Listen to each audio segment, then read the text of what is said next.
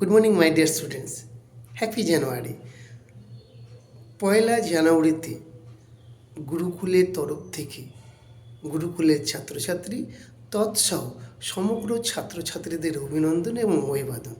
সামনে প্রচুর এক্সাম আছে, ক্যালকাটা পুলিশের, বেঙ্গল পুলিশের, এনটিপিসির,